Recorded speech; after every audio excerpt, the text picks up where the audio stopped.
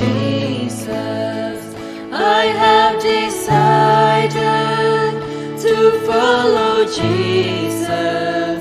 I have decided to follow Jesus. No turning back, no turning back. Though no one joins me, still I will follow. Though no one joins me, still I will follow. Though no one joins me, still I will follow. No turning back, no turning back. The cross before me, the world behind me. The cross before me, the world behind me. The cross before me, the world behind me. No turning back, no turning back. No turning back, no turning back. Turning back, no turning back.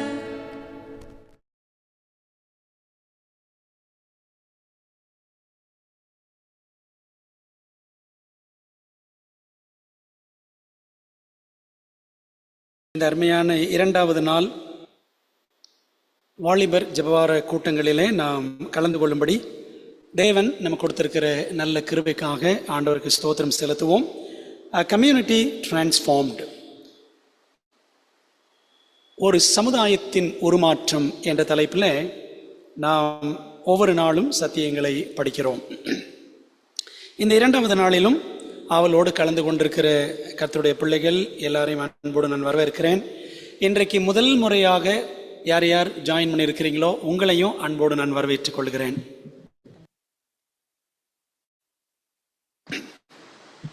இந்த இரண்டாவது நாளில் நமக்குரிய தியானத்தின் தலைப்பு என்னவென்றால், முடிவடையாத ஊழியம், புத்த மதத்தவருக்கு சுவிசேஷம். The unfinished mission reaching Buddhists with the gospel என்ற தலைப்பிலே நாம் இன்றைக்கு படிக்க போகிறோம். இந்த நாளுக்குரிய முக்கிய வேத வசனம் என்னவென்றால் மத்தேயு 28 அதிகாரம் 18 முதல் 20 வசனங்களை நாம் வாசிப்போம். அப்பொழுது இயேசு சமீபத்தில் வந்து அவர்களை நோக்கி, வானத்திலும் பூமியிலும் சகல அதிகாரமும் எனக்கு கொடுக்கப்பட்டிருக்கிறது.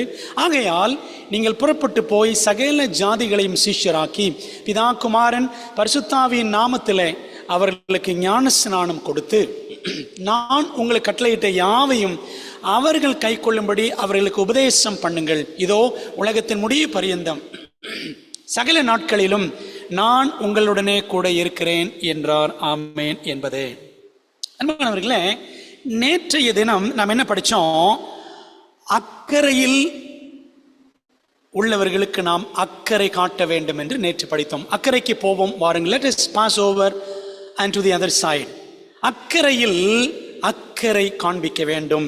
ஆண்டவர் இயேசு கிறிஸ்து அவர் அக்கறையில் கலிலேயா கடலுக்கு அக்கறையில் இருந்தவர்கள் மீது அக்கறை காண்பித்தார்.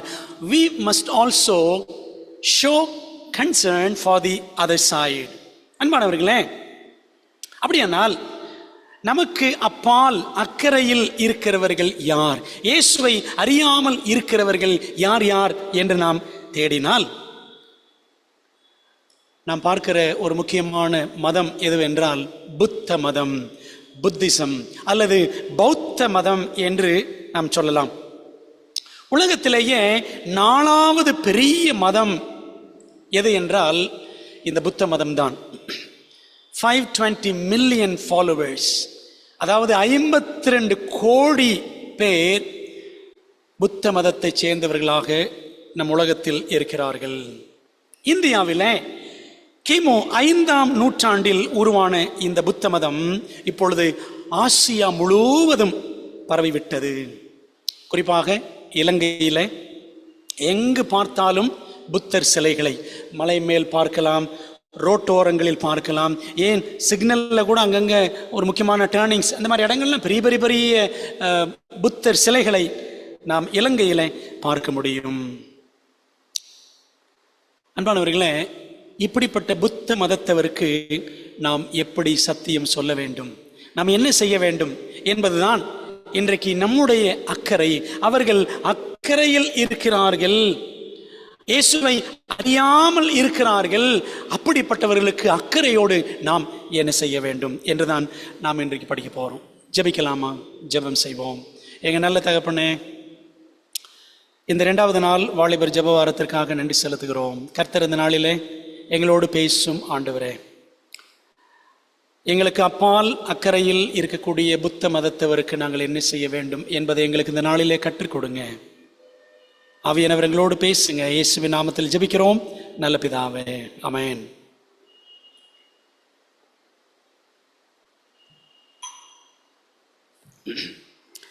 புத்த மதத்தில் 3 முக்கியமான பிரிவுகளை நாம் பார்க்க முடியும். நான் சின்ன வயசில் இருக்கும் பொழுது ஸ்கூலில் படிக்கிற டைமில் 2 பிரிவுகள் அப்படின்னு நல்ல ஞாபகம் இருக்குது. சரிங்களா? ஹீனயானா, மகாயானா அப்படின்னு படிச்சிருக்கிறோம். ஆனால் இப்பொழுது பல 20-25 வருஷம் கழித்து படிக்கும் பொழுது இப்பொழுதுதான் எனக்கு இன்னும் கொஞ்சம் புரிகிறது. இந்த புத்த மதத்தில் 3 பிரிவுகள் இருக்கின்றனவாம். கௌதம புத்தர் என்ன செய்தார்? ஆசையே அனைத்து தீமைகளுக்கும் காரணம் என்ற ஞானோதயம் பெற்று அவர் என்ன பண்ணார்? குடும்பம் குட்டி எல்லாம் விட்டுட்டு வந்துட்டார். இவர் வழியாகத்தான் புத்த மதம் தோன்றியது. இதில் இருக்கிற 3 பிரிவுகள். ஒன்று என்னவென்றால் தேரவாதம், தேரவாடா என்று சொல்லுகிறார்கள், அல்லது ஹீனயானா, HINAYANA, ஹீனயானா என்று சொல்வார்கள். மிக பழமையான பாரம்பரியமான ஒரு பிரிவு தான் புத்த மதத்தில் இந்த தேரவாதம். 2வது மகாயானம், மகாயானா அப்படின்னு சொல்லுவாங்க, மோர் லிபரல் பிரான்ச். இதில் ரொம்ப எடுபடியாக இருக்க மாட்டாங்க இந்த புத்த மதத்தவர்கள். இந்த பிரிவில் இருக்கிறவர்கள் ரொம்ப ஃப்ரீயாக இருப்பாங்க, சரிங்களா, லிபரலாக இருப்பாங்க. ஆகவே இந்த 2 பிரிவுகளும் தென்கிழக்கு ஆசியாவில் பரவலாக காணப்படுகிறது. மகாயானா, ஹீனயானா, இந்த 2மே தென்கிழக்கு ஆசியாவில் பரவலாய் இருக்கிறது. 3வது பிரிவு என்னவென்றால் வஜ்ரயானா, வஜ்ராயானம் என்று சொல்லுகிறார்கள்.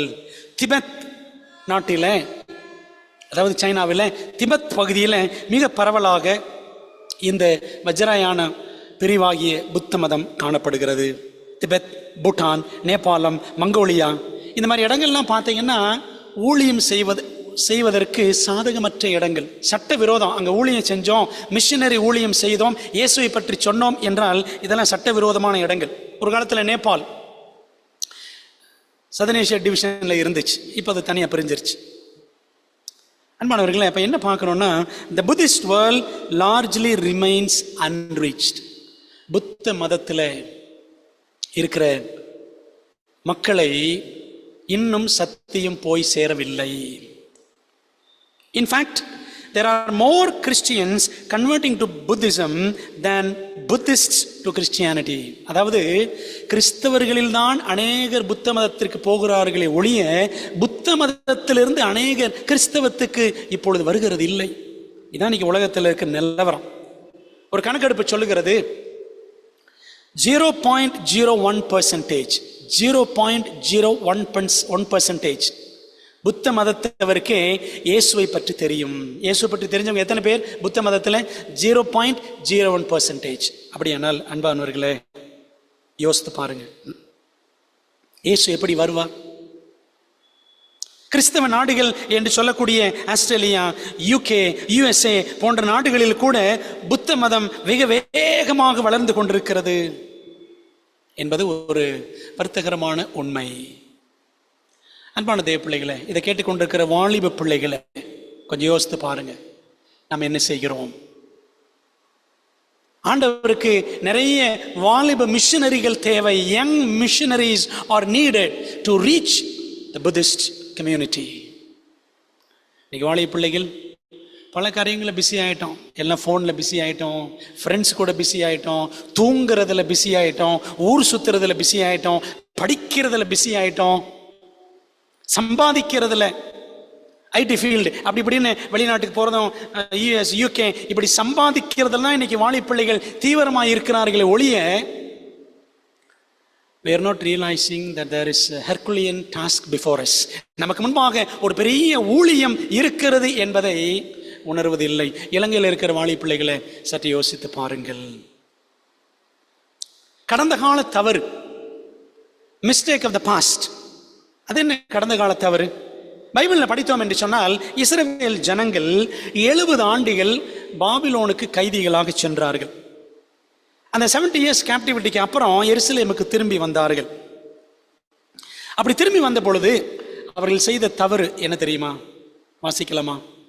ஆகாய் புத்தகம் 1ஆம் அதிகாரம் 2ஆம் வசனம். இந்த ஜனங்கள் கர்த்தருடைய ஆலயத்தை கட்டுகிறதற்கு ஏற்ற காலம் இன்னும் வரவில்லை என்கிறார்கள் என்று சேனைகளின் கர்த்தர் சொல்லுகிறார். பாபிலோன்ல கைதிகளா 70 வருஷம் இருந்துட்டு திரும்பி வந்தவங்க சொன்னாங்களா, ஆண்டோடைய ஆலயத்தை அப்படிலாம் ஒன்றும் சீக்கிரம் கட்ட வேணாம், என்ன கட்டுறதுக்குன்னு டைம் வரல. Time has not come to rebuild the temple of God அப்படின்னு சொன்னாங்களாம். ஏனென்றால் நேபுகாத்நேச்சர் என்ன பண்ணான்? எருசலேம் தேவாலயத்தை அழிச்சு தான் இஸ்ரவேல் ஜனங்கள் எல்லாம் கைதிகளாக கொண்டு சென்றான் பாபிலோனுக்கு. அப்படி முதலில் கைதிகளாக போன இஸ்ரவேல் ஜனங்கள் எல்லாரும் மூதாதையர்கள். 70 வருஷம் கழிச்சு திரும்பி வந்தவர்களோ அடுத்த தலைமுறையைச் சேர்ந்த இஸ்ரவேல் மக்கள். இவர்களுக்கு ஆண்டவரை பற்றியோ ஆலயத்தின் மகத்துவம் பற்றியோ அவர்களுக்கு தெரியாது. இன்னைக்கு நாம அப்படித்தானே இருக்கிறோம். நிறைய வாழை பிள்ளைகள், எங்கள் தாத்தா அப்படி ப்ரே பண்ணுவார், எங்கள் பாட்டி அப்படி ப்ரே பண்ணுவார், எங்கள் அம்மாச்சி அப்படி அவங்க இவங்கெல்லாம் ரொம்ப பக்தியாக இருப்பாங்க, அப்படி இப்படின்னு சொல்கிறோம். ஆனால் இன்றைக்கு நம்மிடத்தில் அடுத்த தலைமுறையாகிய நம்மிடத்தில் தேவ பக்தி எங்கே? Young people, are we going to church regularly, on time, or are we keeping the Sabbath faithfully? ஆலயத்துக்கு ஒழுங்கா போறோமா? ஓய்வு நாள் உண்மையாக கடைபிடிக்கிறோமா? வேதாமத்தை தினம் வாசிக்கிறோமா? Are we kneeling everyday in the presence of God to pray? வாலிப்பிள்ளை யோசித்து பாருங்க. அன்பானவர்களே, அப்ப என்ன பண்ணாங்களா? 70 வருஷம் பாபிலோனில் இருந்துட்டு திரும்பி வந்த இஸ்ரவேல் ஜனங்கள் அவர்கள் என்ன செய்தார்கள்? தொடர்ந்து பாருங்களேன், அடுத்த வசனங்களை வாசிப்போம். ஆகாய் 1ஆம் அதிகாரம் 8-11 வசனங்கள். நீங்கள் மலையின் மேல் ஏறி போய் மரங்களை வெட்டி கொண்டு வந்து ஆலயத்தை கட்டுங்கள். ஆகாய் தீர்க்கதரிசி சொல்றார், அதன் பேரில் நான் பிரியமாயிருப்பேன், அதனால் என் மகிமை விளங்கும் என்று கர்த்தர் சொல்லுகிறார். நீங்க பாபிலோனுக்கு திரும்பி வந்துட்டீங்கல்ல, so build the church now, build the temple, ஆலயத்தை கட்டுங்க அப்படின்னு ஆண்டவர் ஆகாய் தீர்க்கதரிசி மூலமா சொன்னார். அதிகமாய் வரும் என்று நீங்கள் எதிர்பார்த்திருந்தும் இதோ கொஞ்சம் கிடைத்தது. நீங்கள் அறுத்து வீட்டுக்கு கொண்டு வந்தும் நான் அதை ஊதி போடுகிறேன். எது நிமித்தம் என்றால் என் வீடு பாழாய் கிடக்கும் போது நீங்கள் எல்லாரும் அவனவன் தன் தன் வீட்டிற்கு ஓடி போகிறீர்களே, இது நிமித்தமே என்று சேனைகளுக்கு கர்த்தர் சொல்லுகிறார். பாருங்களேன், இந்த இஸ்ரவேல் ஜனங்கள் பாபிலோனிலிருந்து திரும்பி வந்து என்னென்னமோ பண்ணாங்க, அவங்களுக்கு ஒன்றும் பழிக்கலை, வாழ்க்கையில செழிப்பு ஏற்படவில்லை. பாருங்க 10-11 வசனங்கள். ஆதலால் உங்கள் மேல் இருக்கிற வானம் பனியை பெய்யாமலும் பூமி பலனை கொடாமலும் போயிற்று. நான் நிலத்தின் மேலும் மலைகளின் மேலும் தானியத்தின் மேலும் புது திராட்சரசத்தின் மேலும் எண்ணெயின் மேலும் பூமியில் விளைகிற எல்லாவற்றின் மேலும் மனுஷரின் மேலும் மிருகங்களின் மேலும் கைப்பாடு, அதாவது கைவேளை அனைத்தின் மேலும் வறட்சியை வருவித்தேன் என்றார். இஸ்ரவேல் ஜனங்கள் பாபிலோனை விட்டு திரும்பி வந்தார்கள். அவங்க வந்து என்னெல்லாம் செஞ்சாங்களோ செஞ்ச காரியம் ஒண்ணுமே வாய்க்கல. வாழ்க்கையில வறட்சி, வானம் மழையை பொழியவில்லை, பூமி தன் பலனை கொடுக்கல, எங்க பார்த்தாலும் வறட்சி.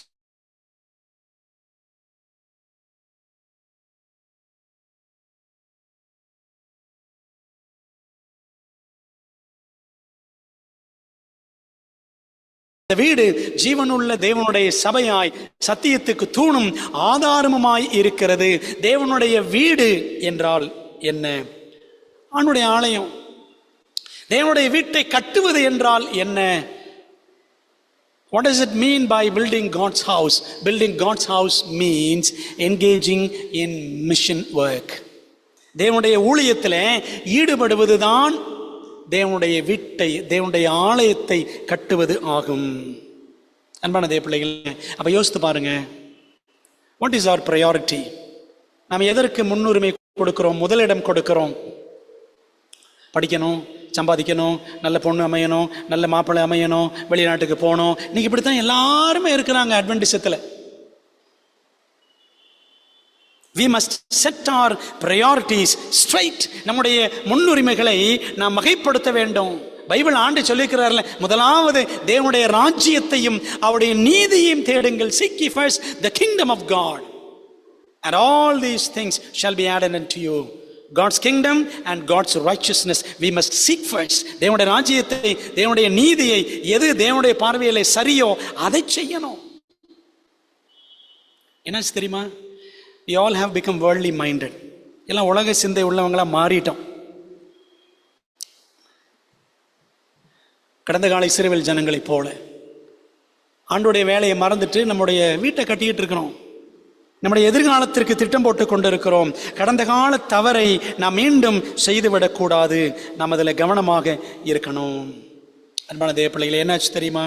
ஆண்டவர் செருபாபேல் என்ற நபரை எழுப்பினார். யோசுவா என்ற பிரதானாசாரியனை எழுப்பினார். ஆகாய், சகரியா போன்ற தீர்க்கதரிசிகளை எழுப்பி தேவன் தேவாலயம் மீண்டும் கட்டப்பட ஊக்குவித்தார். ஆலயம் கட்டப்பட்டது. அன்பானவர்களே, இன்றைக்கு ஆண்டவர் இந்த கடைசி நாட்களில் தேவ ஊழியத்தை நாம் கட்டி எழுப்ப வேண்டும் என்று விரும்புகிறார். ஆண்டவருடைய ஊழியத்தை கட்டி எழுப்புவதற்கு இளம் ரத்தங்கள் தேவை. Young பிளட்ஸ் R needed to do God's work among Buddhists. ஒருவேளை தமிழ்நாட்டில் இருக்கிறவங்க, இந்தியாவில் மற்ற இடங்களில் இருக்கிறவங்களுக்கு நம்ம சுற்றி தான் புத்த மக்கள், புத்த மதத்தை சேர்ந்தவங்க யாரும் இல்லையே அப்படின்னு நினைக்கலாம். அன்பானவர்களே, மற்றவங்க எவ்வளோ பேர் இருக்கிறாங்களே. இலங்கையில் இருக்கிற தேவ பிள்ளைகள் நல்லா கவனிங்க. நீங்கள் எங்கே போனாலும் புத்த மதத்தை சேர்ந்தவர்கள் இருக்கிறார்கள். உண்மைதானே? போன வருஷம் 2024 ஜனவரி மாதத்தில் இலங்கையில் லக்பானா கல்லூரி வளாகத்தில் 6 நாட்கள் முகாம் கூட்டங்கள் நடந்தது. கேம்ப் மீட்டிங்ஸ் நடந்தது. அதில் அடியேன் வந்திருந்தேன். இலங்கை தேவ பிள்ளைகள் எல்லாரையும் சந்திக்க கர்த்தர் உதவி செய்தார். அந்த கூட்டங்கள் நடக்கும் பொழுது ஒரு புத்த மதத்தை சேர்ந்த வாலிப சகோதரனும் வந்திருந்தார். தமிந்தா குமாரசிங் என்ற ஒரு நபர். ஒரு 2 நாள் அவர் கூட பார்த்தேன், பேசிக்கிட்டு இருந்தேன். வெரி நாலேஜபிள் பர்சன், ரொம்ப நல்ல பயங்கர அறிவாளி. நிறைய காரியங்கள்லாம் பைபிளில் இருந்தெல்லாம் சொன்னார். அவரோட கொஞ்சம் பேசுறதுக்கு ஒரு வாய்ப்பு கிடைச்சிச்சு. எனக்கு நம்முடைய விசுவாசிகள் ஒருத்தர் தான் அவர் இன்ட்ரோடியூஸ் பண்ணவர் எனக்கு மறந்து போச்சு. ஆனால் அந்த புத்த மதத்தை சேர்ந்தவர் நான் மறக்கலை. தமிந்தா குமாரசிங். அந்த நபரோடு இன்னும் நீங்கள் தொடர்பு வைத்திருக்கிறீர்கள். ஒருவேளை இந்த கூட்டத்தில் இருக்கிறவங்க யாராவது அந்த நபர் என்றால் எனக்கு தெரியல. அந்த நபரை இது மாதிரி அநேகர் இருக்கிறார்கள், இலங்கையில் இருக்கிறாங்க. அவங்களெல்லாம் சந்திக்கணும், அவங்களுக்கெல்லாம் சத்தியம் சொல்லணும், அவங்களுக்கு ஊழியம் செய்யணும். எப்படி செய்வது? Reaching Buddhist. ஹவ்? புத்த மதத்தவருக்கு ஊழியம் செய்வது எப்படி? நம்ம என்ன செய்யணும்? நம்ம நினைச்சிட்டு இருக்கிறோம் மீன்கள் நம்மை தேடி வரும்னு நினைக்கிறோம். மீன்கள் நம்மை தேடி வராது. நாம் தான் மீன்களை தேடி போகணும். நாம் தான் நதியை தேடி, 6 குளங்களை தேடி போக வேண்டும். புத்த மதத்தவர்கள் நம்மிடம் வரமாட்டார்கள், நாம் தான் தேடி போக வேண்டும். தாய்லாந்தில் 17,000 செவன்த் அட்வென்டிஸ்டுகள் இருக்கிறார்கள். அதில் பார்த்தீங்கன்னா 1000க்கும் குறைவானவர்களே புத்த மதத்திலிருந்து நம்முடைய சத்தியத்திற்கு வந்திருக்கிறார்கள். அருமையான வாழைப்பிள்ளைகளே, இலங்கையில் கணக்கெடுத்து பாருங்க, எவ்வளோ அட்வென்டிஸ்ட் மக்கள் இருக்கிறோம், எவ்வளோ புத்த மதத்தை சேர்ந்தவர்கள் இருக்கிறார்கள். ஒரு கணக்கு எடுக்கணும்னு நினைச்சேன், பட் பல வேலைகள் என்னால் முடியல. நீங்கள் எடுங்க, take a survey of all the Adventists in Sri Lanka and all the Buddhists in Sri Lanka. ஒரு சர்வே எடுங்க, அவர்களை எப்படி சந்திக்கலாம் என்று முயற்சி செய்யுங்கள். அதை குறித்து தான் இன்னைக்கு படிக்க போகிறோம். 5 காரியங்கள், 5 ஆலோசனைகள், 5 aspects through which we can reach Buddhist community. புத்த மதத்தை சேர்ந்தவர்களை நாம் எப்படி சந்திக்கலாம்? 5 வழிகள். Number 1, be friendly. நட்பை வளருங்கள். இந்த புத்த மதத்தை சேர்ந்தவர்கள் நன்றாக பழகுவார்கள், உறவை மதிப்பார்கள். they respect relationships. உறவுகளை மதிப்பார்கள். நான் சொன்னேன் பார்த்தீங்களா, அந்த தமிந்தா குமாரசிங் நல்லா பேசினார், சிரிச்சுக்கிட்டே அன்பா பேசினார். அவர்களது வீடுகளை சந்திக்கலாம், அவர்களுக்கு சின்ன சின்ன பரிசுகள் கொடுக்கலாம். நட்பை வளர்த்து நம்பிக்கையை முதலாவது பெற்றுக்கொள்ள வேண்டும். we must gain their trust first of all. இப்படி நம்ம அவங்ககிட்ட அன்பு காட்டும் பொழுது ஒருவேளை அவங்க கேட்பாங்க, ஏன் நீங்கள் இப்படி இவ்வளோ அன்பாக இருக்கிறீங்க எங்கள் மேலே அப்படின்னு கேட்டவொடனே நம்ம சொல்லலாம், இயேசு கிறிஸ்து அன்பான தெய்வம், அவர் எங்களுடைய ஆண்டவர், அதனால தான் நாங்கள் அன்பாக இருக்கிறோம் அப்படின்னு சொல்லுவதற்கு ஒரு வாய்ப்பாக இருக்கும். நம்பர் 2, அவர்களோடு சேர்ந்து ஜெபியுங்கள். pray with them. இதை கேட்டுக்கொண்டிருக்கிற இலங்கையை சேர்ந்த அட்வென்டிஸ்ட் வாழை பிள்ளைகளை, நீங்கள் படிக்கிற காலேஜில், உங்கள் ஸ்கூலில், A level O level நீங்கள் என்ன படித்தாலும் சரி, புத்திஸ்ட் ஃப்ரெண்ட்ஸ் இருக்காங்களா அப்படின்னு கொஞ்சம் தேடி பாருங்க.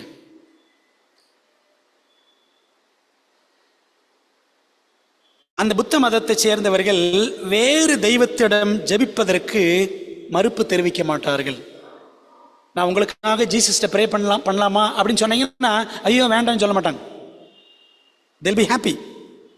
ஆகவே அவர்களுடைய தேவைகள் என்னென்ன என்று தெரிந்து கொண்டு நீங்கள் தனிப்பட்ட முறையில் ஜெபிக்கிறது வேறு, ஆனால் அந்த நபரோடு உங்களுக்காக உங்க கூட சேர்ந்து நான் ஜெபிக்கலாமான்னு முயற்சி பண்ணி பாருங்க. அப்படி நீங்கள் ஜெபித்து தேவன் அற்புதங்களை செய்வார் என்று சொன்னால் அந்த புத்த மதத்தை சேர்ந்த நண்பர் ஆண்டவரை அறிந்து கொள்வதற்கு இன்னும் அதிகமாய் கற்றுக்கொள்வதற்கு ஒரு வாய்ப்பாக இருக்கும். இப்படியும் ஜெபம் பண்ணலாம், ஆண்டவரே புத்த மதத்தை சேர்ந்த நண்பர்களை எனக்கு கொடுங்க, அவங்களோட பேசணும், அவங்களோடு பழகணும், உங்களை பற்றி அவங்களுக்கு சொல்லணும் ஏசப்பா அப்படின்னு ப்ரேயர் பண்ணுங்க. எத்தனை பேர் அப்படி ப்ரேயர் பண்ணியிருக்கிறோம்? என்ன ப்ரேயர் பண்ணுறோம்? ஆண்டவரை விசா கிடைக்கணும், பாஸ்போர்ட் கிடைக்கணும், முடி நீளமாக வளரணும், எங்களுக்கு பர்த்டேக்கு ட்ரெஸ்ஸு கிடைக்கணும், செலிப்ரேட் பண்ணணும், பார்ட்டிக்கு போகணும், அங்கே போகணும், இங்கே போகணும், ட்ரெஸ்ஸு வேணும், இப்படி தான் ப்ரே பண்ணுறோம். we are praying for only material things, for material items. பொருட்களுக்காக தான் ப்ரேயர் பண்ணுறோம். we are not praying for people, we are praying only for things. அது உண்மையா? யோசித்து பாருங்க. 3வது என்ன செய்யலாம்? how to reach Buddhists. teach them English. ஆங்கிலம் கற்பியுங்கள். புத்த மதத்தை சேர்ந்த பிள்ளைகளுக்கு, மேபி ஃபார் சில்ட்ரன், சின்ன பிள்ளைகளுக்கு ஆங்கிலம் கற்றுக் கொடுக்கலாம். ஏன் அந்த பிள்ளைகளுடைய பெற்றோர்களுக்கும் ஆங்கிலம் கற்றுக் கொடுக்கலாம். ஏன்னா புத்த மதத்தில் இருக்கிற எல்லாருக்குமே ஆங்கிலம் தெரியும் என்று சொல்ல முடியாது. It is a high demand. Learning English or teaching them English is a high demand. ஒரு மிகப்பெரிய தேவை இந்த புத்த மதத்தை சேர்ந்தவர்கள் ஆங்கிலம் கற்றுக்கொள்வது. ஆகவே ஆங்கிலத்தில் அழகாக பேசுகிறவங்களாம் இருக்கிறோம்ல, வாலிப பிள்ளைகள், ரெண்டு விரலையும் வச்சுட்டு மொபைலில் பார்த்தீங்கன்னா சாட் பண்ணுறது, டைப் பண்ணுறது. ஊழியம் செய்ய வேண்டியதில் அதை வச்சு இந்த நல்ல திறமையை வைத்து ஊழியம் செய்யலாமே. யோசித்து பாருங்கள். இது ஒரு அருமையான வழி. 4வது எப்படி செய்யலாம் என்றால், ஷேர் வித் them மீல்ஸ். புத்த மதத்தை சேர்ந்தவர்களுக்கு உணவு கொடுங்கள். இயேசுவே சொல்லியிருக்கிறார், ஜீசஸ் சொல்லியிருக்கிறாங்க, மார்க் 6:37 மார்க் 6:37 வாசிக்கிறோம், நீங்களே அவர்களுக்கு போஜனம் கொடுங்கள் என்று சொன்னார். அந்த 5 அப்பம் 2 மீன் கொண்ட அற்புதம் செஞ்சார்லவா, அந்த டைமில் அந்த அற்புதத்துக்கு முன்னாடி சொன்னார், நீங்களே give them to eat, நீங்களே அவங்களுக்கு சாப்பிட கொடுங்க அப்படின்னார். அப்போ ஆண்டவர் சொல்கிறாரு, நம்ம இந்த உணவு கொடுக்கிற பழக்கம் இருக்கிறதே இது ஒரு நல்ல பழக்கம். உணவு கொடுத்தல் உறவை வளர்ப்பதற்கு சக்தி வாய்ந்த வழிமுறை ஆகும். கஷ்டப்படுறவங்க, ரோட்டோரங்களில் இருக்கிறவங்க, இவங்களுக்கெல்லாம் உணவு கொடுத்து பாருங்கள், சந்தோஷமாக வாங்கிக்குவாங்க. அல்லது ஃப்ரெண்ட்ஸோட பழகி, நல்ல முறையில் ஃப்ரெண்ட்லியாக பழகி, எங்கள் வீட்டுக்கு வரீங்களா, நம்ம ஒரு ட்ரீட் போகலாம், எங்கள் வீட்டுக்கு ஒரு பார்ட்டி வரீங்களா அப்படின்னு சொன்னால் கண்டிப்பாக வருவாங்க. Share with them meals. ஒரு கிறிஸ்தவ பெண்மணி தன்னுடைய சமையல் திறமையினால் ஒரு புத்த மதத்தவர் இருக்கக்கூடிய சமுதாயத்தில் நுழைந்து தன்னுடைய சமையல் திறமையினால் ஊழியம் செஞ்சு அந்த இடத்துல, அந்த கிராமத்துல ஒரு சபையவே, ஒரு கிறிஸ்டியன் சர்ச், ஒரு கிறிஸ்தவ திருச்சபையை உருவாக்குனாங்களாம். பெண் பிள்ளைகளே, சமைக்க தெரியுமா? இன்னைக்கு நிறைய பிள்ளைகளுக்கு சமையல்லாம் தெரியாது. நான் நூடுல்ஸ் செய்வேன், நான் சுடுதண்ணி போடுவேன், பால் காய்ச்சுவேன். இன்னைக்கு இப்படி தான் வாலிப பிள்ளைகள் சொல்கிறாங்க. கல்யாணம் ஆன பிற்பாடு கூட பார்த்தீங்கன்னா நிறைய அட்வென்டிஸ்ட் பெண் பிள்ளைகளுக்கு சமைக்க தெரியல. ஆனால் அதே சமயத்தில் சில பிள்ளைகள் இருக்கிறாங்க, A level O level படிக்கிற டைம்லேயே பார்த்தீங்கன்னா நல்லா அருமையாக சமைக்கிற பிள்ளைகளாம் இருக்கிறாங்க. அன்பானவர்களே, இந்த சமையல் கலை என்பது ஒரு சிறந்த கலை. இதை நாம் கற்றுக்கொண்டிருந்தோம் என்றால் என்ன செய்யலாம்? ஊழியம் செய்கிறதுக்கு அது வாய்ப்பாக இருக்கும். பார்த்தீங்கன்னா, இந்த கிறிஸ்தவ பெண்மணி சமையல் திறமையினால ஒரு புத்த சமுதாய கிராமத்தில் ஒரு கிறிஸ்தவ திருச்சபையை உருவாக்குனாங்களாம். எத்தனை ஆச்சரியம்! நிறைய பெற்றோர்கள் பெண் பிள்ளைகளுக்கு சமைக்க சொல்லிக் கொடுக்குறதே கிடையாது. இது பெற்றோர்கள் செய்கிற குற்றமும் கூட. ஆகவே இதெல்லாம் கொஞ்சம் யோசிக்கணும். ஐந்தாவதாக என்ன ஊழியம் செய்யலாம் அப்படின்னா, வானொலி ஊழியம், radio ministry.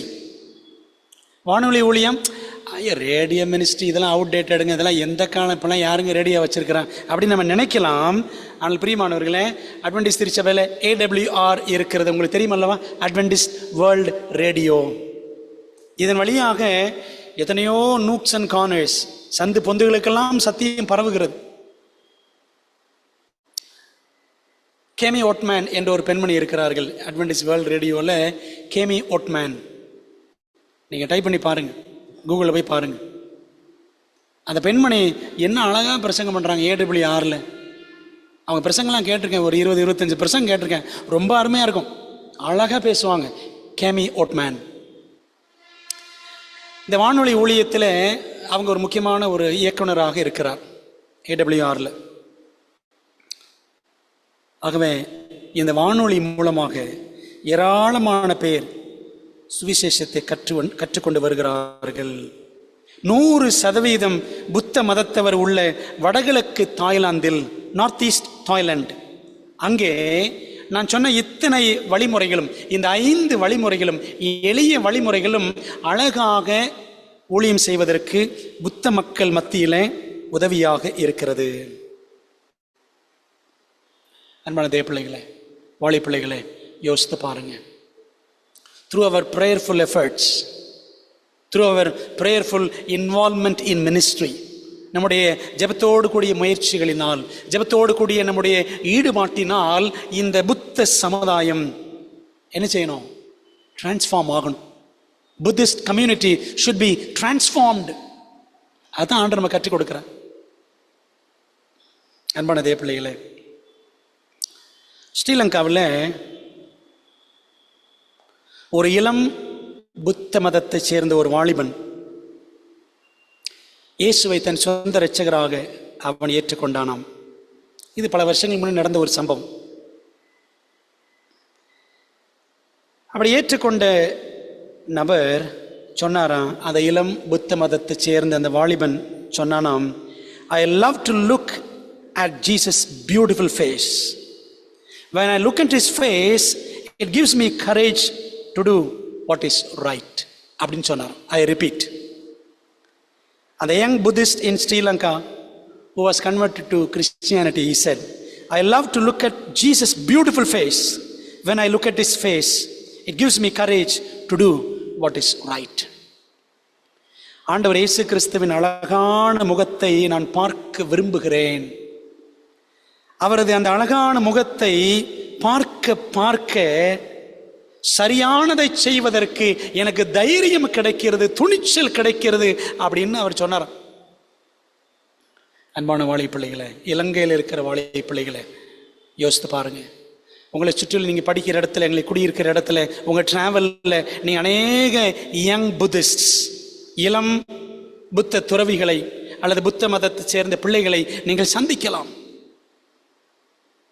Now it's high time that we take some measures to reach them.